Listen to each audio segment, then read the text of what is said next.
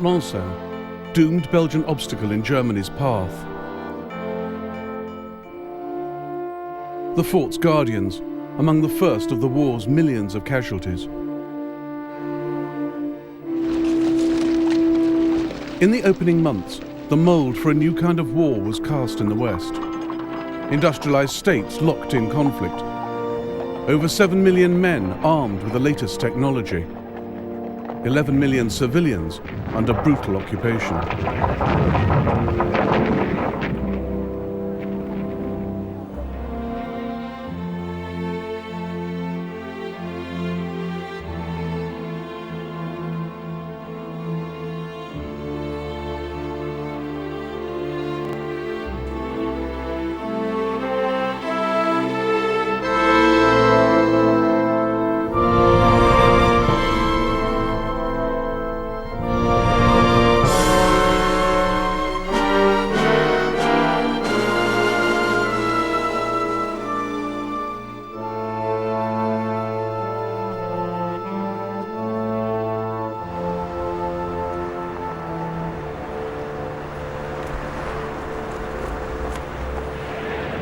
A rare wartime recording of Kaiser Wilhelm II addressing the German people.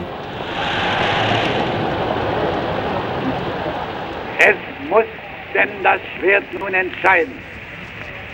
Mitten im Frieden überfällt uns der Feind. Noch nie war Deutschland überwunden, wenn es einig war. Vorwärts mit Gott, der mit uns sein wird, wie er mit den Vätern war.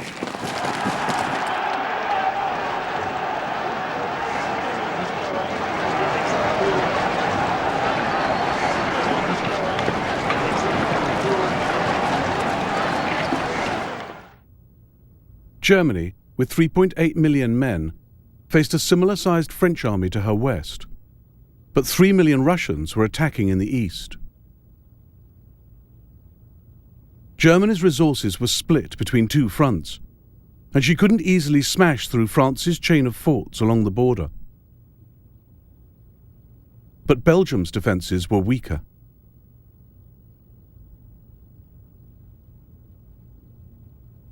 The idea of going through Belgium was General Schlieffen's, his way of storming into France and encircling the French army. But Schlieffen had retired in 1905, and by 1914 his successors had no illusion that there was any swift victory to be had in a two-front war. Indeed, at the start of Germany's war there was an air of pessimism, desperation, improvisation.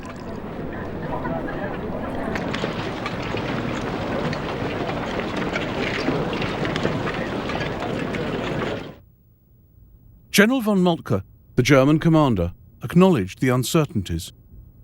I will do what I can. We are not superior to the French.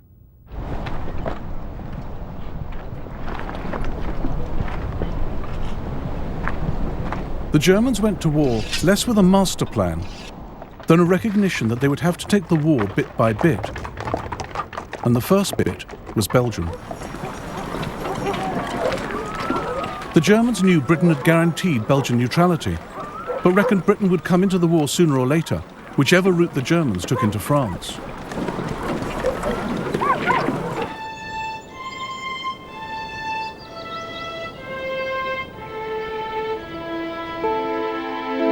The Belgians put their faith in reinforced concrete forts, armed with German Krupp guns.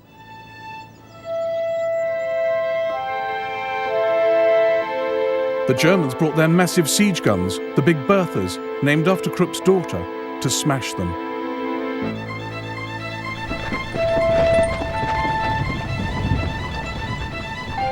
The monster advanced in two parts, pulled by 36 horses. The pavement trembled. The crows went mute with consternation at the appearance of this phenomenal apparatus.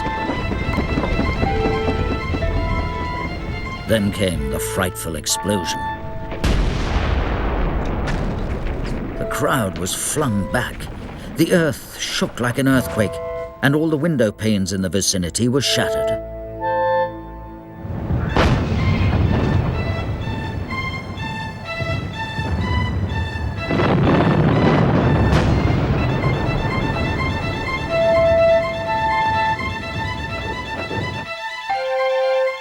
Colonel Victor Naissance was in Fort Lansin on the receiving end.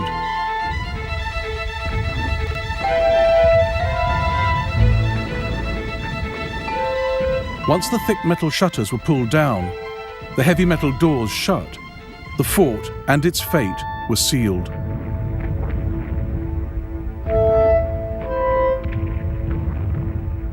The ventilation system has failed. The chimney of the generator is totally blocked. The fort is also filling with concrete dust. The men's chests heave to get air. They're suffocating. They don't look like humans anymore. Their features distorted with agony and hate. A German shell had hit the magazine, bringing down the 6-foot-thick concrete roof, crushing 250 soldiers to death. The survivors were horrifically burnt.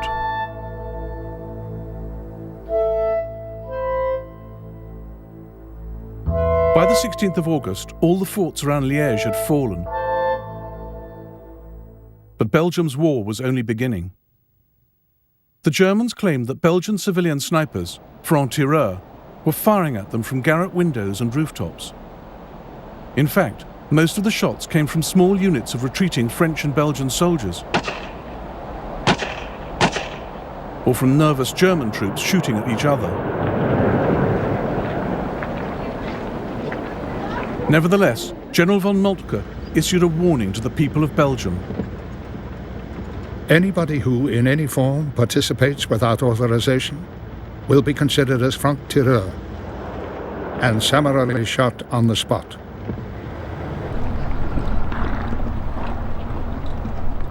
Rare German newsreel of suspected franc-tireur being taken prisoner.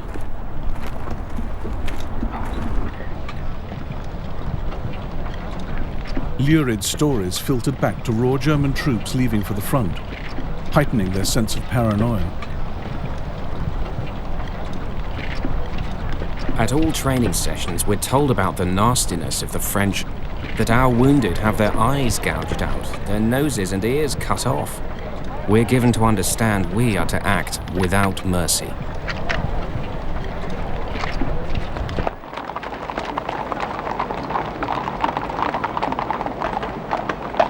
The pressure to maintain a speedy advance through a hostile population led to atrocities.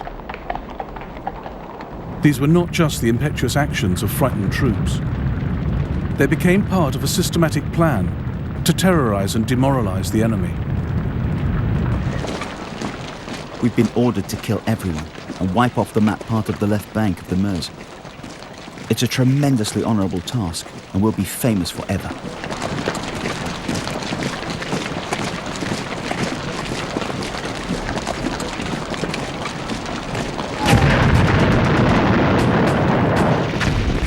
The Belgian town of Tamines on the 22nd of August 1914.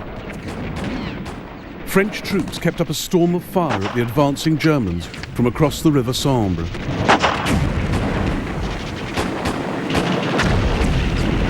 The Germans rounded up civilians, including Fernand Scoyer, for a special task. We are forced to advance, acting as a shield for the Germans, who follow behind us. But they fall, mown down by French bullets. One of them charges at us like a man possessed and only stops when his bayonet has gone right through poor Martin, who leaves behind a widow and 3 orphans. After the French withdrew, the Germans were convinced that Belgian snipers were active, so they torched the town. They held hostages like Adolphe Serran captive in the church overnight, then escorted them down the Rue de la Station in the morning. The soldiers up on carts beat us brutally. The priests in particular were badly treated. Jokes, swearing, blows.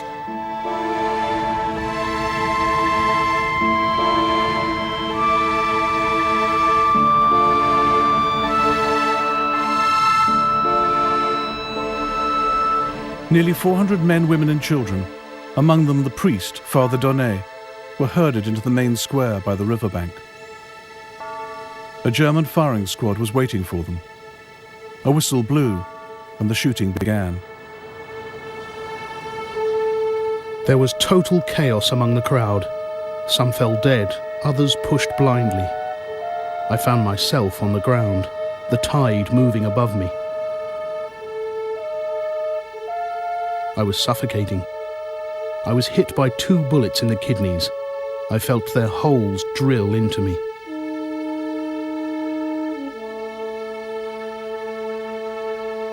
Arthur Fauvel fell on top of me, dead. No matter how hard I tried, I couldn't get out from under the pile of corpses. They cut the head off Achille Leroy, the coalman.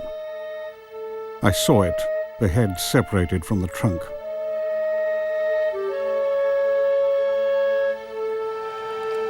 The ultimate cruelty was when the soldiers checked the victims one by one.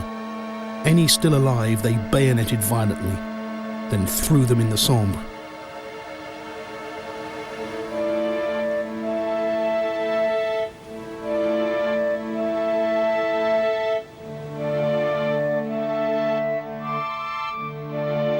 Photographs of some of those who remarkably survived the German bullets and those who fell victim.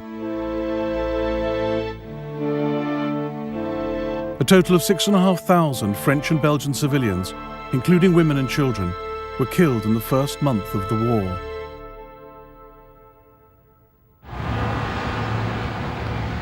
A 180,000 Belgian refugees crossed the Channel to Britain. The stories of German atrocities against plucky little Belgium provided ideal propaganda to rally Allied public opinion behind the war. The image of the murderous Hun, the barbaric Boche, was born.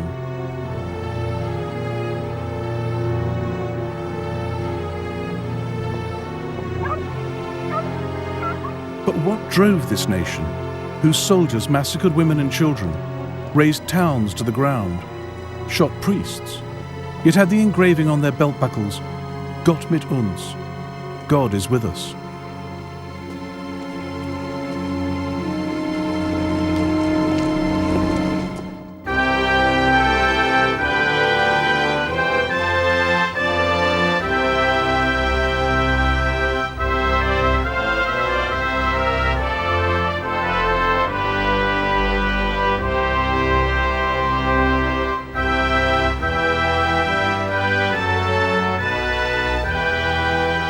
The monument erected outside Leipzig to commemorate the centenary of the Battle of Nations was dedicated yesterday.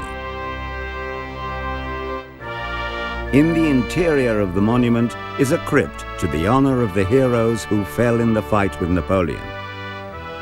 Amid uproarious cheering, the emperor reached the broad flight of steps leading to the foot of the monument.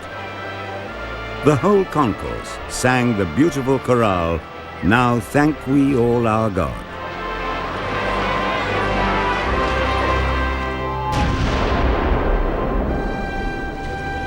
In 1913, Kaiser Wilhelm II celebrated his Silver Jubilee. Germany had not known war for 40 years and was enjoying spectacular economic growth.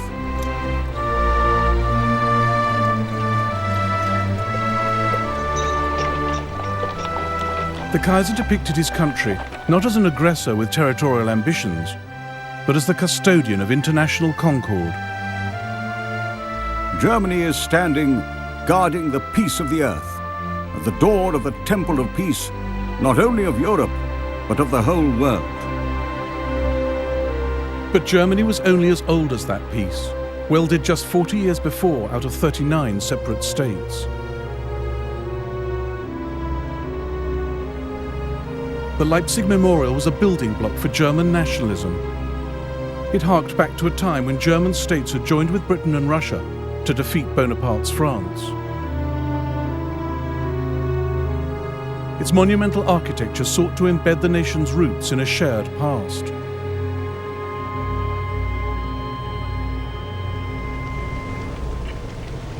But the Kaiser in 1913 realized that the process of unification was not complete, and that spelt weakness.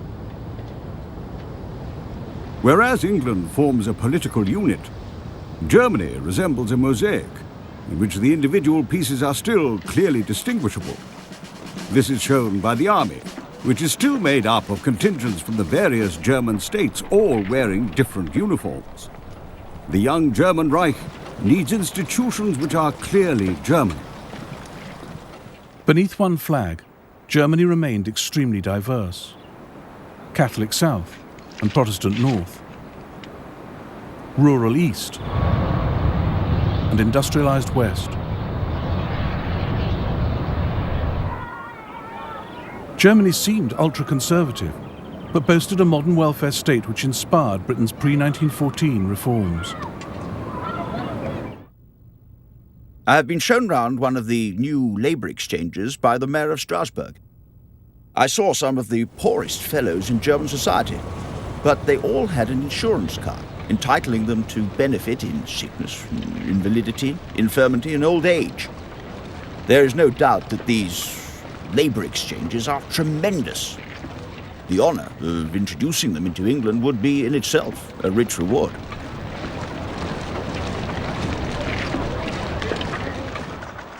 Men would die for Britain in the First World War who did not have the vote. Perhaps half failed to meet the qualifications. But in Germany there was suffrage for all men over 21. The largest party in the Reichstag, or parliament, was socialist, and yet none of this added up to democracy.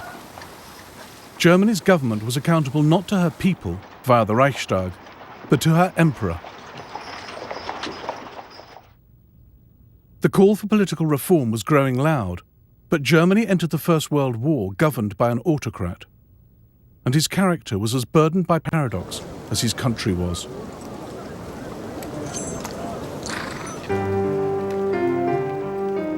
One day, the Kaiser is a soldier king, rigid, traditional. Suddenly, he's the reform king, embracing the worker as a brother.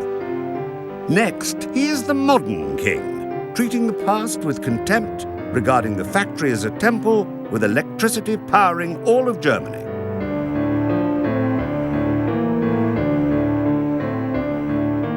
Kaiser Wilhelm II was Queen Victoria's oldest grandson, cousin to both Britain's George V and Tsar Nicholas II of Russia. Wilhelm was born with a withered left arm for which he compensated with sports, sailing, riding and hunting.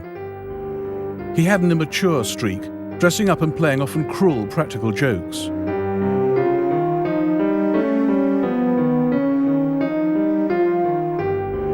Wilhelm's right arm was incredibly powerful. With his rings turned inwards, he would squeeze the hands of visiting dignitaries so hard they would cry out.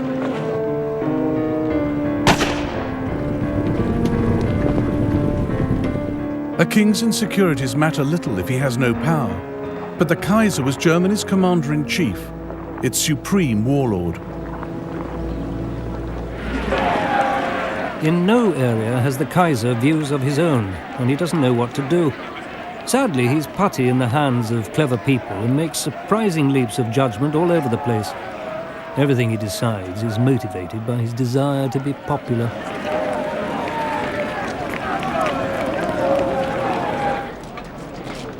The Kaiser was most comfortable in the company of his officers. He was obsessed with uniforms and militarism.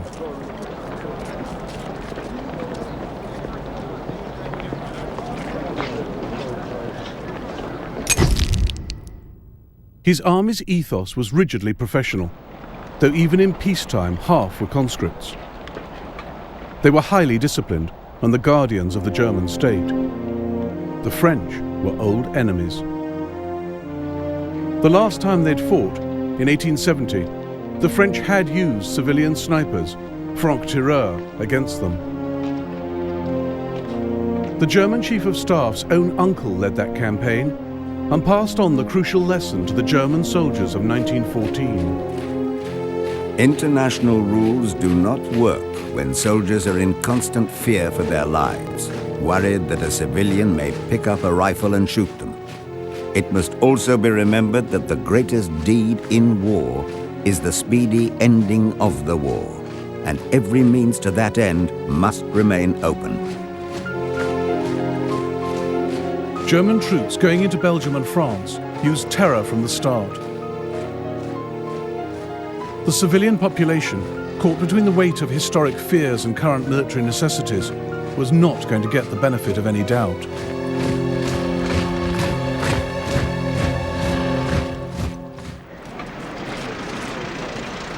Belgian and French forces bore the brunt of the German onslaught. They were soon joined by British troops.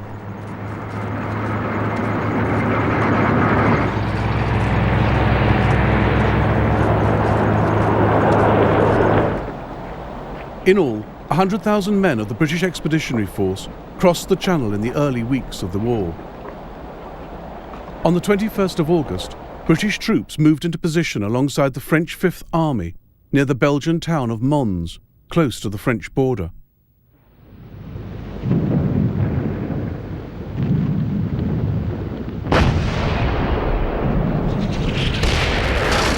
Two days later, the British, with 70,000 men, were hit by a German force 4 times the size. I focused the telescope and saw a number of little grey figures.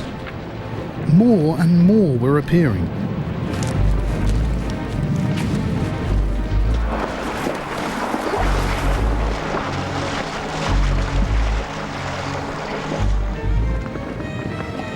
Women started to wail and rushed for home, followed by the men.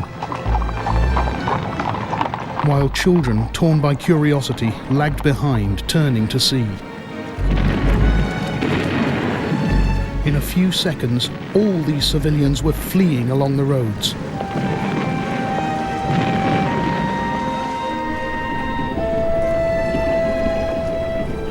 The Allies started an epic retreat south, just ahead of the German tidal wave.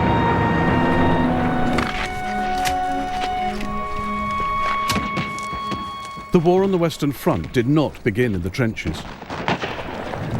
These early months were mobile, fast, dangerous. In the first 4 weeks, the German army lost over 250,000 men killed, wounded, and missing.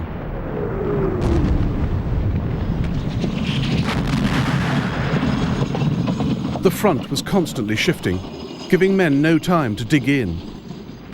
There was nowhere to hide in fields swept by machine guns and rapid-firing artillery.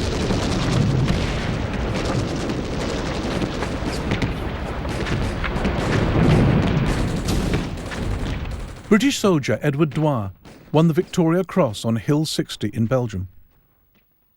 He was just 19. He recalled the retreat from Mons on a sound recording made in 1915. He was killed a year later. I was already in the army when the war broke out and went to France on August 13, 1914. You people over here don't realise what our boys went through in those days. That march from Mons was a nightmare.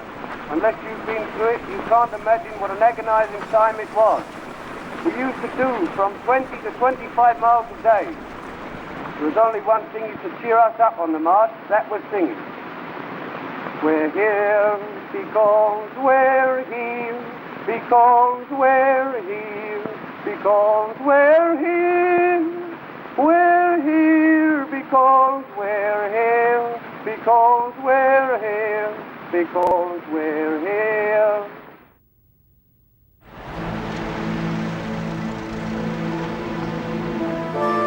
France has just been the object of a violent and premeditated attack.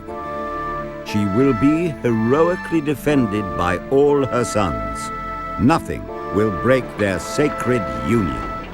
Once again, she stands before the universe for liberty, justice, and reason. Vive la France!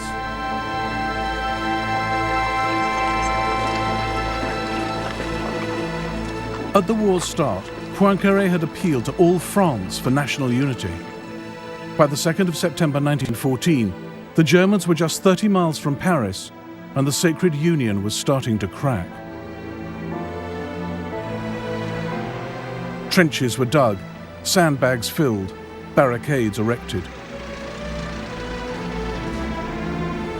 The government left the capital for Bordeaux, triggering a general exodus.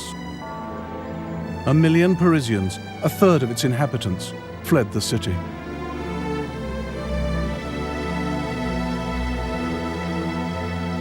the fate of Paris and France would be decided on the River Marne.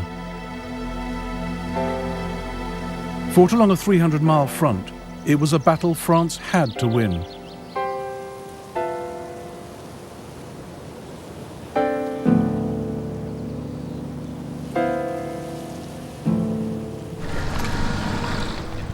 But although the Germans had their enemy's capital almost in sight, their advance was outstripping supply lines. There were few lorries in 1914. Horses pulled the guns and wagons. General von Moltke, the German commander, grew alarmed.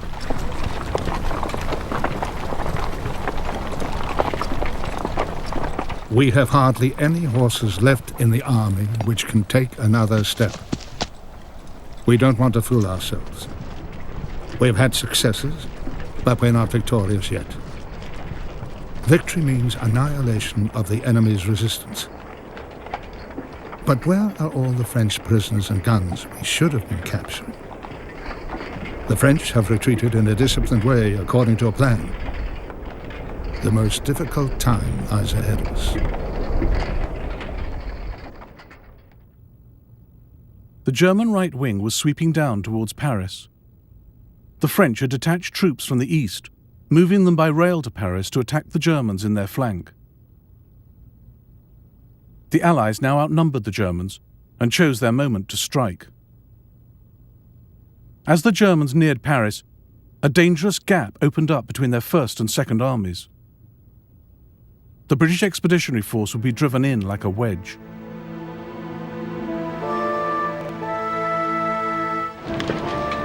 To the French, it is their own home, and it makes them mad. We somehow fight on with no increased animosity. But the French really are giving everything, and it makes one wonder if people in England realise what the advance of an invading army over a country means. On the eve of battle, the French commander-in-chief, Marshal Joffre, addressed his officers. When a battle begins upon which the nation's salvation depends, we cannot look back. We must make every effort to attack and repel the enemy. Troops who can no longer advance must, at all cost, hold the captured ground and die rather than retreat. The Marne would consign the set-piece battle, fought on a single field in a day, to history. It was on the cusp between old warfare and new. Around Paris, great armies wheeled and manoeuvred as they had done for centuries. But to the east, the French dug trenches to defend their positions. Here, the battle lines would become static.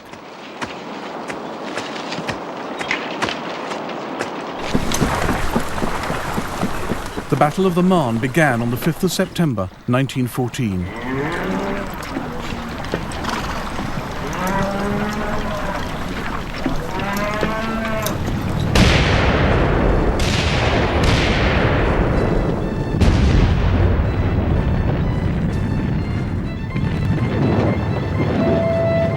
The fighting has begun.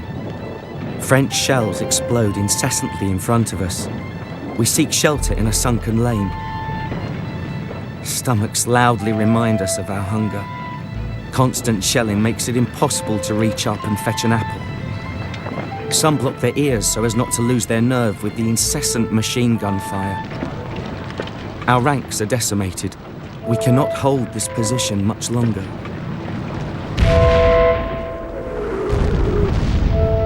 Pieces of shrapnel whistled past me. I felt I'd been hit. My knee was giving way as I walked. I wasn't sure what had happened. I stopped and pushed my finger through a hole in my trousers. My finger kept on going into my leg. We turn towards the gunfire that rattles out on our right beyond Bassy, where the shrapnel still rains down. The houses are burning. I hear from both sides, it's our own guns shooting at us. I stick very close to the ground, face against the earth.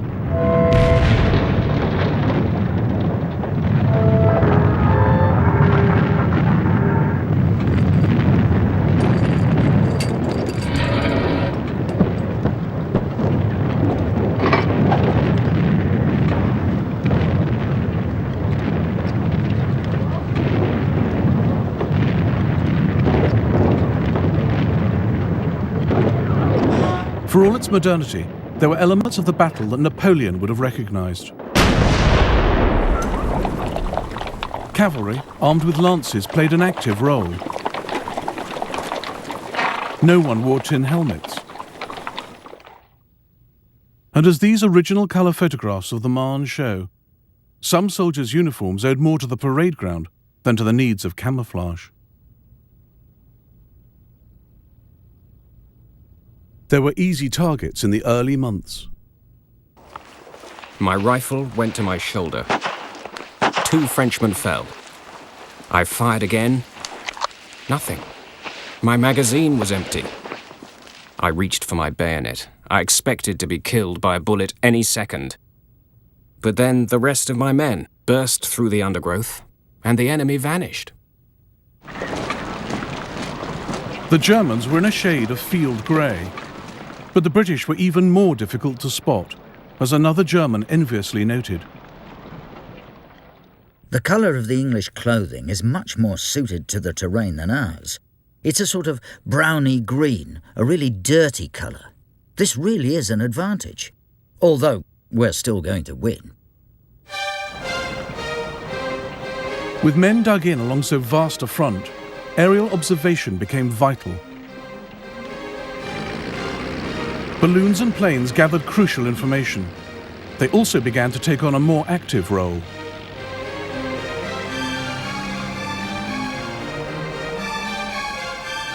A French plane suddenly appears.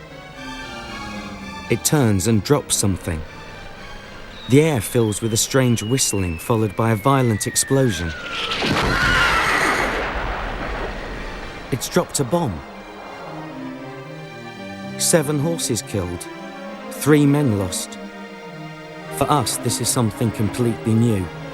None of us know how to defend ourselves from this monster of the skies.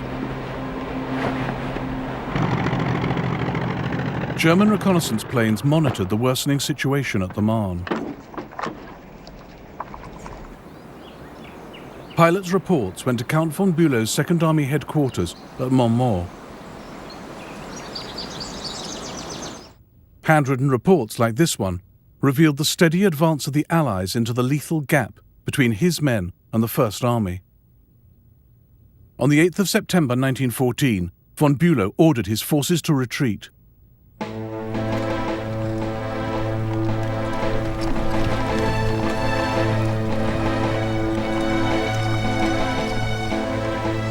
We continued to fall back, passing through French villages. In the faces of every inhabitant we saw scorn and derision.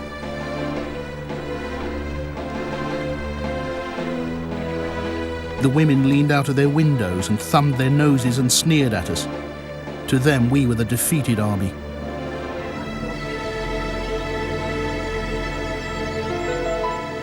The French referred to the battle as the Miracle on the Marne. France had been saved, but at a cost of 250,000 casualties, the same losses as the Germans. No future battle on the Western Front would average so many casualties per day. Louis de la Grandière, a French ambulance driver, was based at Saint-Sophie Farm in the thick of the battle.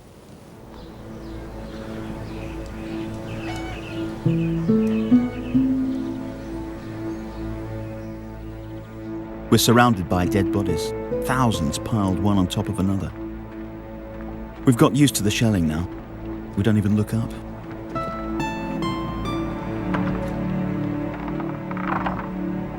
The whole area has been devastated. The local people, gone.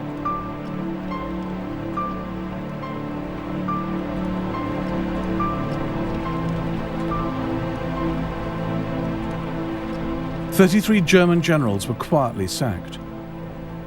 Moltke was replaced by Erich von Falkenhayn after a tactful pause. The German people were never told the truth about the Marne. Indeed, the myth at the war's end would be that the German army was undefeated in the field. But in a sense, they lost the First World War here, never having again the chance they had at the Marne to win a resounding victory against the Allies.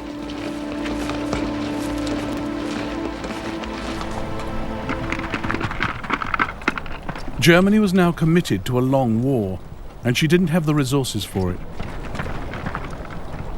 In November 1914, Falkenhayn ordered his troops to fall back to high ground and dig in.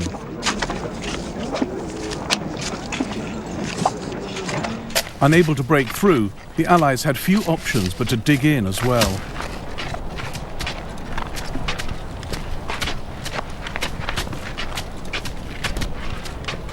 The pattern for the Western Front was now set, with its line of trenches stretching from the Channel to Switzerland. 500 miles of mud and horror that would be home to the living and the dead for over 3 years. 27-year-old Bernard Montgomery, the future victor of Alamein, wrote home to his mother. The situation is strange here. I eat peppermints with a dead man beside me in the trench. The German trenches are only 700 yards away. The weather is perfectly vile, very wet, and it's starting to get cold too. My clothes are soaked and muddy, but it's too cold to take them off. Any warm things you can send me and the men will be greatly appreciated.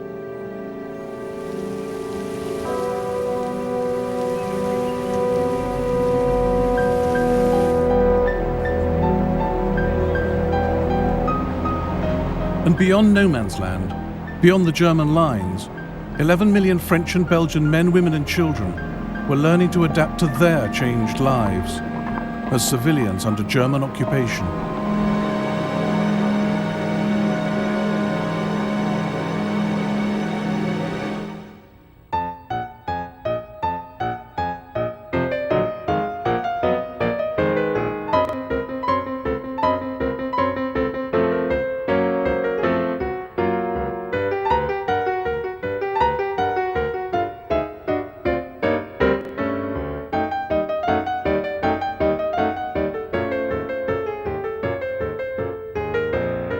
Tuesday, cruel Tuesday. The German troops ride past my window. I hear a guttural order, Arme! Soon the town is filled with Boche, the beasts, the swines. They confiscate all weapons and demand 250,000 francs in gold. The extraordinary diary of a 10-year-old French schoolboy, titled Journal of the Franco-Boche War.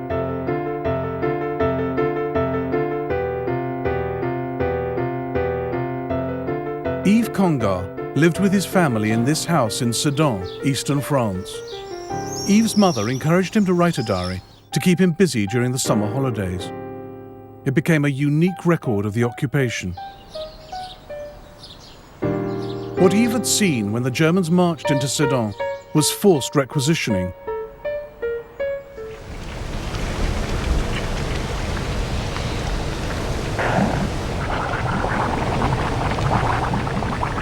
At the outset, Germany adopted a policy of state intervention for war production. In peacetime, Germany imported raw materials, but she knew that the Allies would impose a blockade. So German industrialist Walter Rathenau drew up plans to ensure the most effective use of what materials Germany had.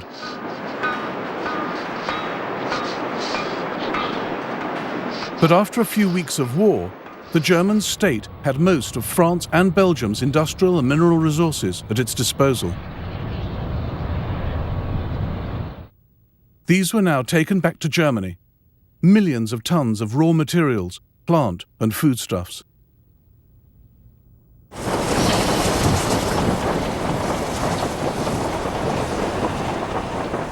But the asset stripping wasn't limited to government. The German army was ordered to live off the occupied territories. What the soldiers wanted, they took. Moved on towards Fromelles.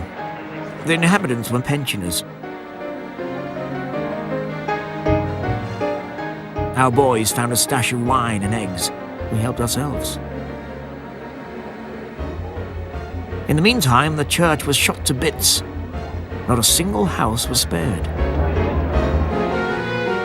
They have taken, rather stolen from us, straw, copper, oats, and the belongings of over 8 million people. They have looted the cellars, the empty houses, the walnut trees, the telegraph poles, and the livestock.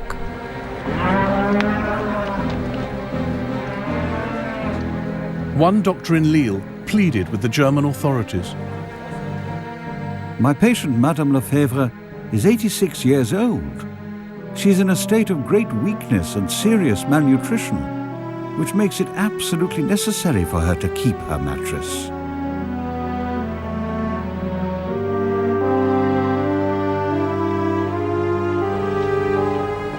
It wasn't just material loss. The Germans rounded up thousands of teenage boys and girls for forced labor. The last 3 weeks we have spent in the most terrible anguish and moral torture possible for a mother's heart. At 3 a.m, these German heroes go out with a military band and machine guns and bayonets fixed to hunt down women and children, to take them away. God knows where or why.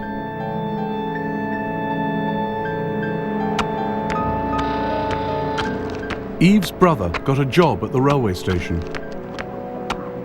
Robert is unloading wagons of animal carcasses, already green and covered with rotten pieces of flesh, crawling with vermin.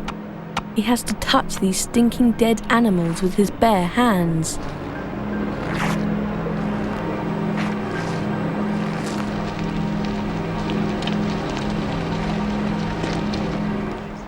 Occupied France was run like a military state, as this film of the German military police in Lille shows.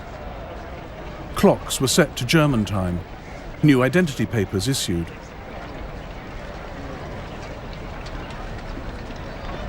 The Germans generally made us parade at 5 a.m. One night, however, the whole commune was called out at 1 a.m. An old man of 92 asked to be allowed to stay in bed. But the troops made fun of him, pushed him out of the house, and said that fresh air was good for the dying. Ordinary people had stark choices to make about how to deal with the occupation. There was some resistance against the Germans, mostly passive.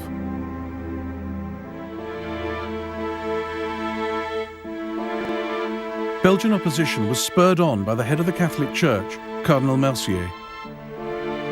His letter, Patriotism and Endurance, was read out in every church across Belgium in February 1915.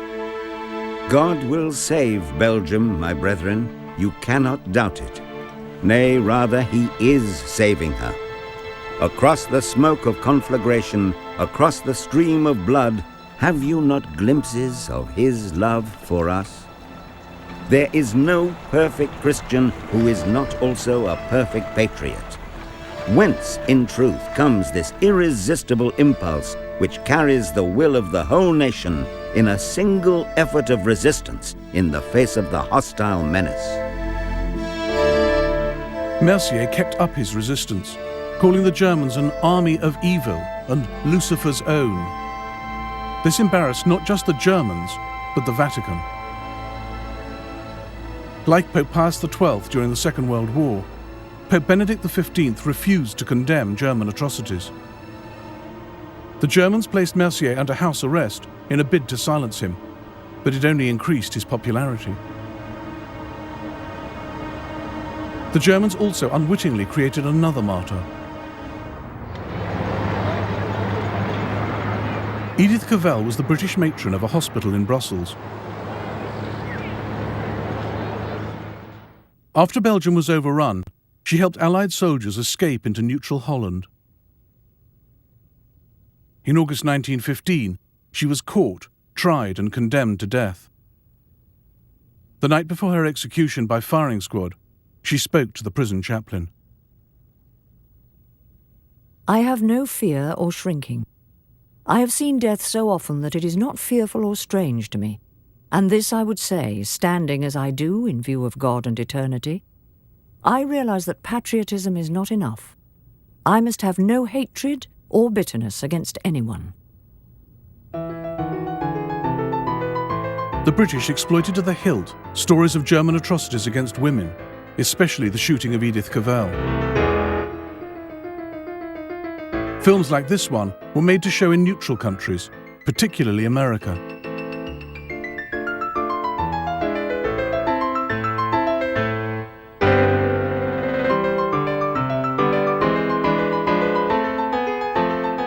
I closed her eyes and placed her body in the coffin. She was the bravest woman I ever met, going to her death with poise and bearing. She had, however, acted as a man towards the Germans, and deserved to be punished as a man.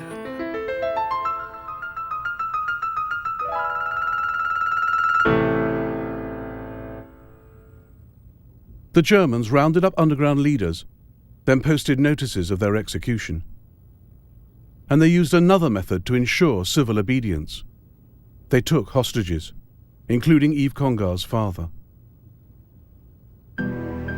The hour is near.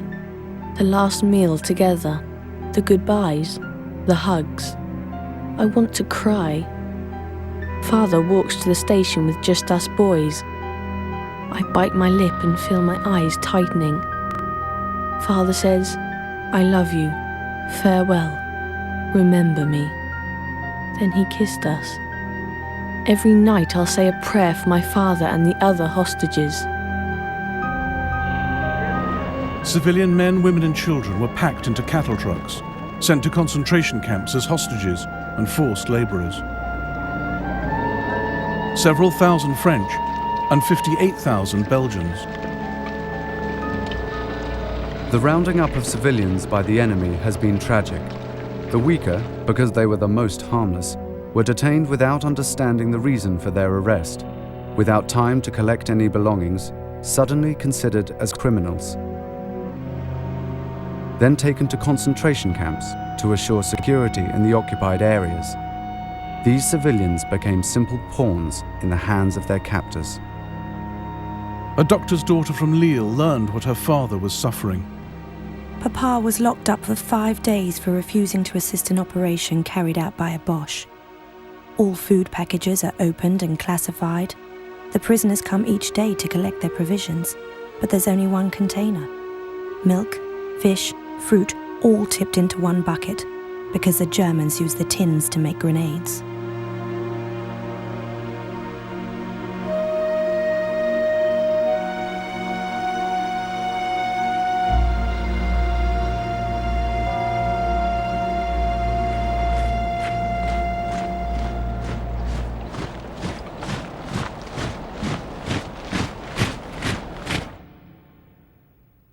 Far from being broken by the German occupation, Yves Congar, who became a prisoner in the Second World War, was politicized by it.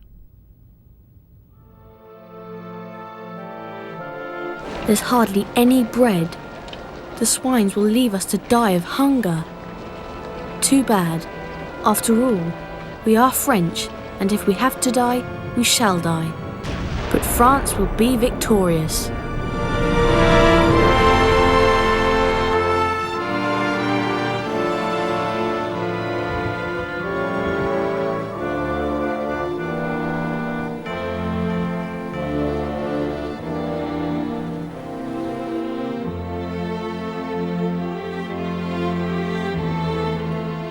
In the next episode of the First World War, global conflict rocks empires as Germany beats the Royal Navy in the Pacific and maverick armies rampage through Africa.